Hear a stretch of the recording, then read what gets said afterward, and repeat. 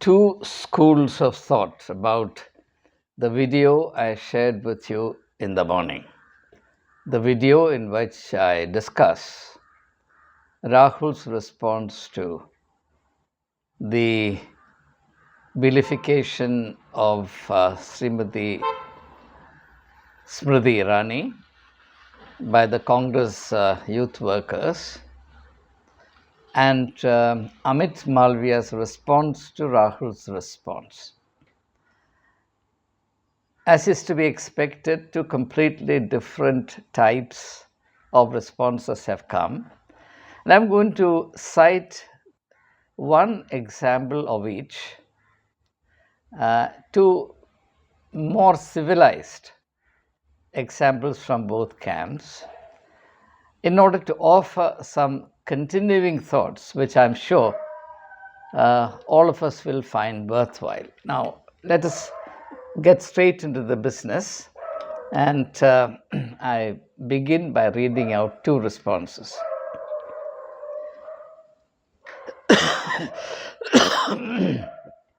Pardon me. As usual, I withhold the identities of the responders. We're only interested in ideas and interested also in thinking further on the ideas provided, because that's how we grow and deepen our understanding. First of all, let me share with you what seems to be a somewhat negative response. It's very mild, very gentle, very civilized. I have far more virulent responses, which I deliberately, as a matter of choice, leave out for the time being. I read the first of the two responses. Not worth comparing. The person who has responded in this manner feels that I should not have wasted my time discussing or trying to decode Amit Malviya's negative response to Rahul Gandhi's noble response. Not worth comparing. You shouldn't give credence to a corrupt mind who always thinks and acts negatively. So I should have avoided giving the sort of importance that I unwittingly or accidentally accorded to Amit Malviya. So that's the sum and substance of this response. And such responses are better neglected, avoided. Don't pay any heed to it. The second response, which is very different from this, very positive, very effusive, and I'm very happy to share this response with you. It's obvious that the person who responds in this manner shares my academic background, which is English literature. It reads as follows. I had goosebumps, sir, when you said India is a glowworm, not a worm. Nobody could have put it better. Thank you, sir. I wish you were my professor when I did English honors way back in 1979. Though the person doesn't reveal from which college he or she graduated, it's obvious that the institution is one attached to or affiliated to Delhi University. That's not of material importance to us. Now, I'm going to offer the thoughts, some of the thoughts, not all of them, because not everything can be included in the small ambit of a 20-25 minutes video. First of all, the seemingly negative response, which is actually a response that reflects the concern of the person who has responded in that manner for me. He feels that my time should be used and can be used for better purposes, and that my exposing myself to such negative material can do me some inner harm. There is a point to be reckoned there, and I respect that view. But let me explain to him or her, doesn't matter the gender, and all others who think likewise, and there are many others who have responded in that manner or response of that category, why I still respond to such reactions. Now, my interest is not so much in the person who has responded in this manner. It's not even in the response. My only interest is in what use I can make of this response and all similar responses in challenging us, including myself, to think. Uh, for example, when a person feels that it is utterly useless, it's a waste of time to pay any heed to responses the like of which Sri Amit Malviya has favored us with, there is an element of cynicism about it, which may be very well founded. I have no quarrels with it. But what I am very, very keen to communicate with you is that even that negative, that element of negativity has something very valuable to teach us. Namely, that even when we feel that the context in which we are living and working is surcharged with negativity, of which Amit Malviya's response to Rahul Gandhi's noble sentiment is a good illustration. We should not allow ourselves to be infected by the same virus. The problem with the uh, responses of the kinds that Sri Amit Malviya favored Rahul Gandhi with indicates the danger there always is in identifying oneself with a particular camp. The reason why I made a very oblique reference to my interacting with Amit Malviya in the course of a television prime news hour discussion is that, in my opinion, Amit Malviya, if I talk to him one to one, he's a good human being. You would be surprised to know this. In fact, in the past, I've had experiences of interacting with many people who you would think are the very embodiments of the spirit of negativity, aggression, hatred, etc. I don't want to burden you with personal reminiscences here.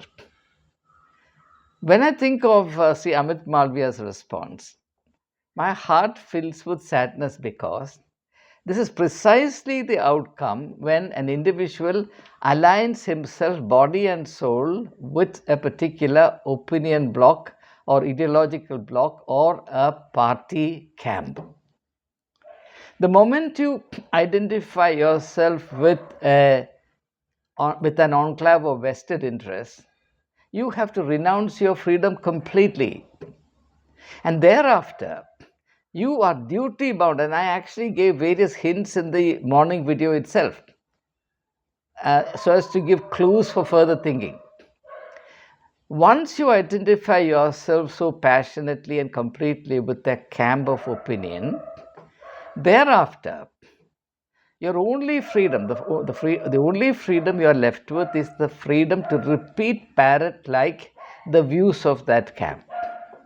You are not free to see and respond to a situation or a person or an event using your own conscience, your own value system, your own intellectual caliber. You have to perforce necessarily respond to the given situation as the camp dictates him to do. It's a form of glorified slavery. This is true not only of politics but also of religion. Actually, it's even more true of religion. And I'm actually more competent to comment on religion and the slavery induced by religion, because the moment you identify yourself completely with a religious group, and I can speak only of my community, which is a Christian community, the moment I identify myself with a particular church, I am free thereafter only to think, speak, and do what is approved by the authority of the church, what promotes the vested interest of the church, and what would also intimidate or fend off competing interests from other camps. So I become a de facto slave. I become a donkey, an ass, that has to carry the burden of the vested interest of the particular denomination that I associate myself with. My fellow Christians are unaware of the seriousness of this issue. I leave this to others, people belonging to other faiths, to decide for themselves whether this pattern applies to them as well. As a general principle, I'll tell you, whether it's in politics or in religion, or even in something like the rationalist group, free thinkers group, so on and so forth. You belong to any group, what happens is you have to renounce your freedom. And the greatest irony is that you have to renounce your freedom completely if you want to belong to the group of free thinkers, because free thinkers are free only to think as free thinkers. Free thinkers are not free to see the realities that's outside the narrow range that free thinkers are comfortable with. I don't want to say anything more about it for want of time. So the general principle must be heeded. It is not that Amit Malviya is such a poor specimen of humanity. It is that he has so ardently identified himself with a particular political camp, which takes its toll on him, as indeed it would on anyone who belongs to any political camp.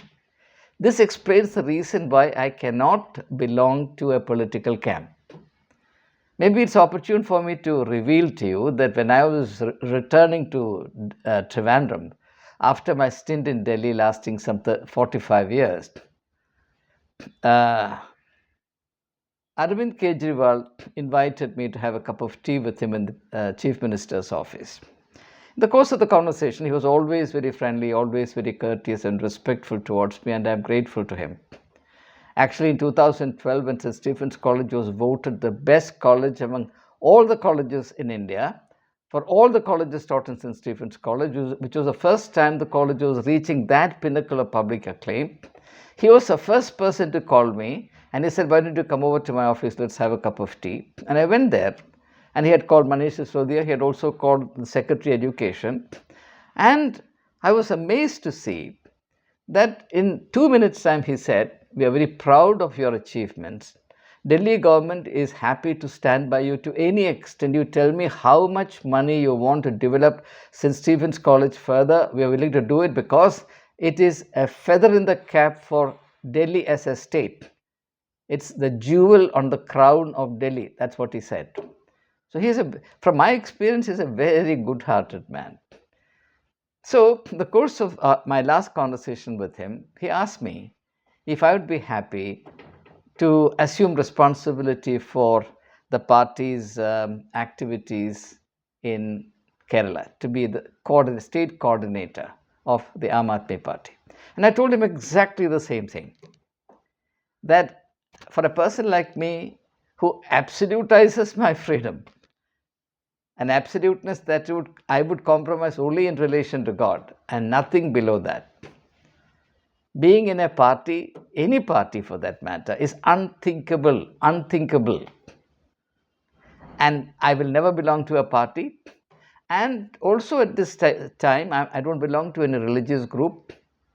I'm a follower of Jesus Christ, and for that very reason, I cannot belong to a particular denomination, because in order to belong to a denominational church, you have to renounce the teachings of Jesus Christ, and you have to violate almost every teaching and every ideal for which Jesus Christ stood, fought, and died. That's another subject. So, I wanted to foreground Amit Malviya's response to Rahul Gandhi as a case study in what happens to an individual who in himself as an individual may not be such a bad human being, but how his reactions get distorted and how blind and deaf to the call of truth and human nobility he becomes once he has sold his soul to a political camp. This can happen to anyone. For example, congressmen have to compromise their freedom to belong to the Congress party. Marxists have to do likewise. The degree of this compromise may vary marginally from party to party, but there is no party in the world which allows the individual members their own freedom. Everyone has to fall in line. There's an obvious fact, therefore I don't think I have to explain any further. Now let me come to the second response. to tell you the truth, it really touched my heart. For one thing, that response is so beautifully articulated. The way the sentiments are phrased is so beautiful. And that's one thing that the study of literature does.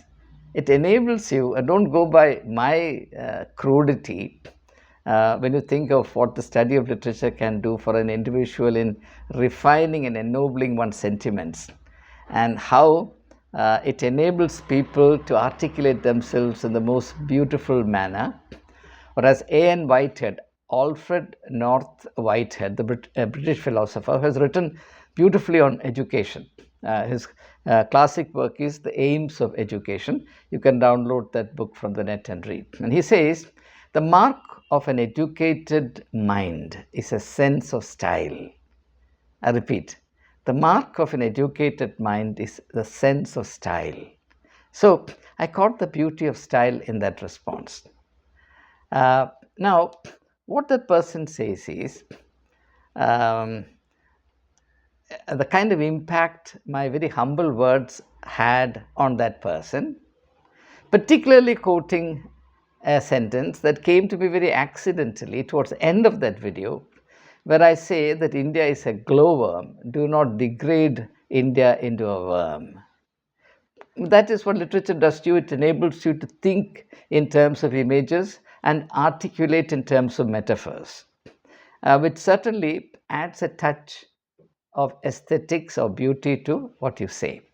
In literature, it's not sufficient that you have something to say. It's very necessary that you have something to say, but it's very important to be able to say that beautifully. So ideas plus beauty, beauty and substance, together constitutes the pith of the aesthetic approach to life. Okay, so now what I want to say in light of that response is as follows. Now recall the first instance where the person, out of very good healthy intentions, tells me that I should not have exposed myself to this corrupting influence. I respect that concern. That concern is well taken. It's true that if a person like me or any human being chronically exposes himself to such negativities, such kind of low sentiments, mean-minded reactions and words, gradually the corruption of it could seep into my own soul, and I have to be very careful about it, because if I don't keep my mind a pure medium of thought, then I will be of no use to you. So it's a duty I owe to all of you to keep myself pure within, uncorrupted and incorruptible within. And I try to do so. I endeavor to do so. Now, the point is this. It is precisely because I took the plunge into this muddy waters, or into this quagmire, if you like, or into the cesspool of mean-minded sentiments, that I was able to generate beautiful sentiments. Now, this is precisely what educated, civilized, cultured people should do. It is not that we have beautiful situations to handle. It is not that we are always in ethically sound situations. It is not that we are always handling humanly rich issues and personages. It is that irrespective of what we are given to handle, whether it is mean-minded situations or high-minded situations, noble sentiments or mean sentiments, negativity or positivity, hatred or love, whatever, we should still be able to spin something beautiful out of it. Now, here let me reflect briefly on the BJP's party symbol, which is the lotus. Lotus. Obviously, the members of the BJP revere their party symbol. They have every right to do so. But I wonder if they pay adequate attention to the meaning of the lotus symbol. Well, I have heard the meaning explained by my BJP friends, and I have many BJP friends, incidentally. Some of the people who respond in anger and abuse to what I am saying or sharing through these videos do not realize that I have many very good, highly praised BJP friends, and they will not endorse the negative and vituperative sentiments that they articulate against me. That's okay, I have no problem. Now, they always tell me that lotus is a symbol of being rooted in the mud and being able to raise its head above water. So it doesn't matter where the roots are, but you should keep your head above water. Now, I don't think that's the most important meaning of lotus, or I don't think that's the most important meaning of anything in nature. After all, lotus also stands in nature. The point is this: human greatness, the essence of human greatness is that irrespective of the nature, irrespective of how degraded, mean, and low the material that you handle is, depending on the quality of your own humanity, your own personal stature, your own innate goodness, you would still be able to, and you should be able to bring something beautiful out of it. Has it not happened? If I had ignored Amit Malviya's very unfortunate and low spirited, low culture, or rather uncultured response to Rahul Gandhi's reaction of nobility, standpoint of nobility, I would not have been able to share this beautiful experience with all of you through this video, which one of the responders says created goosebumps. That's a very graphic, metaphoric description of the emotional impact of the contents of that video.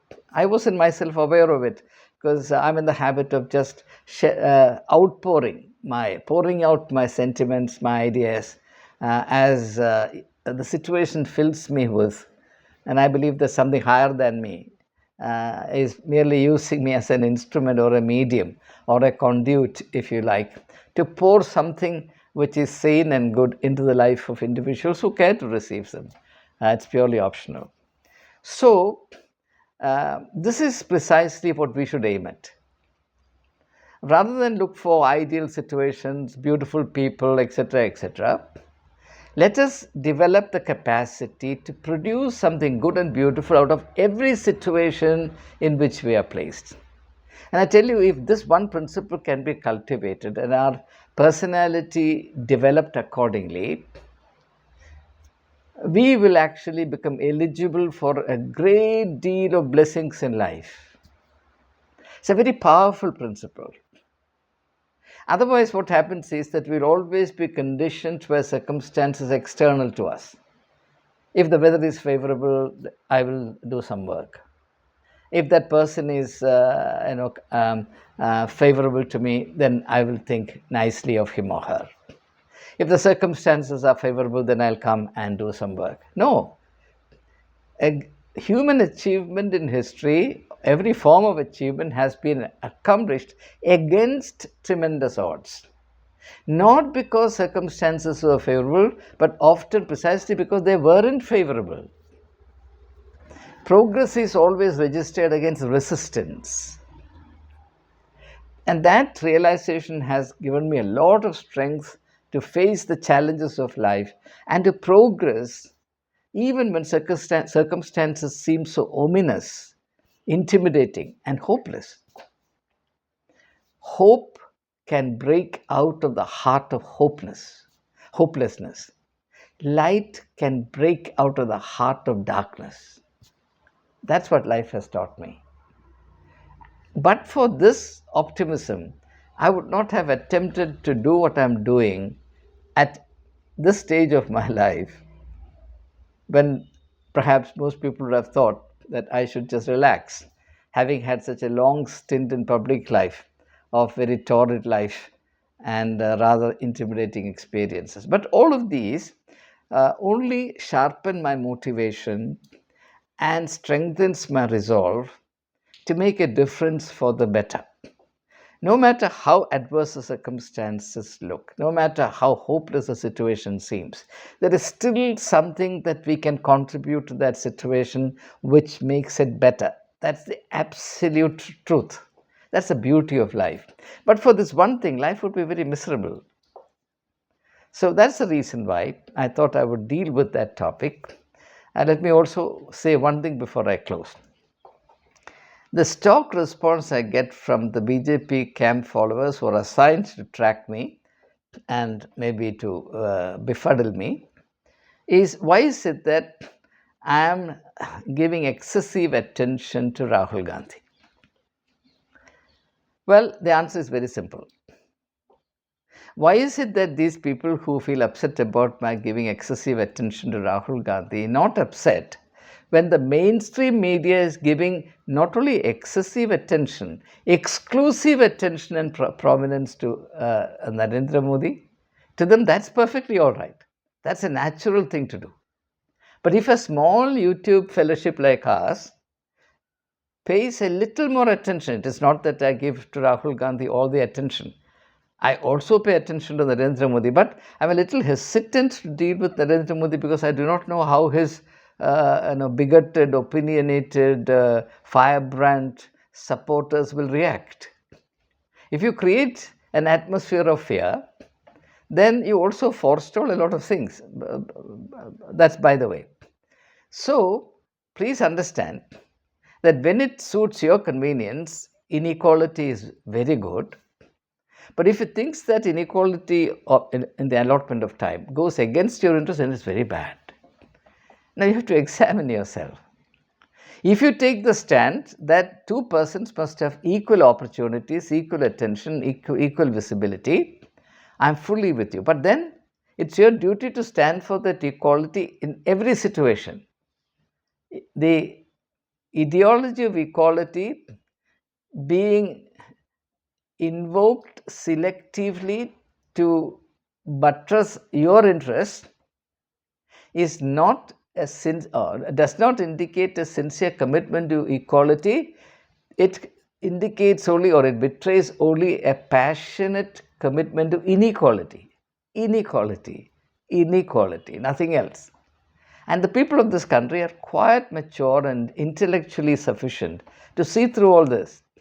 Don't take the common man for a fool. People today are able to see through many of these pretensions and facades. And the outcome, the net result of it is already evident in the 2024 elections. Rather than read the writings on the wall, if the same attitude is persisted with, the days ahead are going to be bleak. Wisdom demands that the messages of the context are read, and whatever fine tunings are required for one's stand, strategies, approaches, etc., are adopted without living in denial of the reality. Well, I'm nobody to counsel the BJP or the Sangh Parivar camp. They are far better advisors than I am. Why should I bother them for? Please forgive me. But I'm only explaining to you why it so seems that I am paying more attention to Rahul Gandhi. Secondly, and finally, I find myself, whether people like it or not, certainly closer to Rahul Gandhi whenever he takes a positive and noble stand, when he stands for the ideals that are dear to me, particularly when he stands for the poor, the traumatized, the oppressed, and when he reaches out to people in all walks of life, when he tries to be in solidarity with people who are lost in hopelessness, when he stands for the rights and the dues of the youth, as in the NEET corruption case, so on and so. In all of this, my heart goes out to him. I have absolutely no hesitation in telling you this. But that doesn't mean that if there is something good in Narendra Modi, I will not be free to recognize it, respect it, and celebrate it. But for that, I have to see something which I can celebrate. I'm not someone who believes that everything must be celebrated because it's attached to so and so. That's slavery, and I'm not capable of it. So, I want to thank everyone who continues to respond so beautifully to these videos. And I have to tell you that my main encouragement in going on and on and on in the manner that I've been doing is all of you, and the fact that somewhere out there, somewhere in my beautiful country, there are good people like you waiting to see these videos and see them with an open mind and a good and beautiful heart. to be able to establish a kind of bridge of thought with this poor old man, so that even in spite of physical distance, we can still be one. That sense of being one is very beautiful. Oneness was the very beauty of life. Now, one of the books that influenced me a great deal was Nietzsche's The Birth of Tragedy, where Nietzsche intuits the state of primal unity, when everything was one, where he says something like this: life was a terrible plant springing from the soil of primordial suffering. Over a world broken up into fragments, nature laments, for this dismemberment is the seed of our tragedy. This dismemberment, this fragmentation, this divide and rule, the chopping up of Indian society into two warring camps. My heart bleeds over it, to tell you the truth. As Indians, we must belong together. I propose to do another video very soon on what it means to respect Bharat Mata. There are people who shout Bharat Mata ki jai. I assure you they know nothing about what it means to honor Bharat Mata. Merely using one's lung power and sound bites or decibels will not honor anybody. That will be the subject of another video, and very, very soon I hope to share with you. Well, let me close. It's already a little past 30 minutes. So thank you very much, and let's continue this journey, walking hand in hand, being fellow students, trying to understand a little more of life before the night comes upon us and we can do nothing more. Thank you. Jai Hind.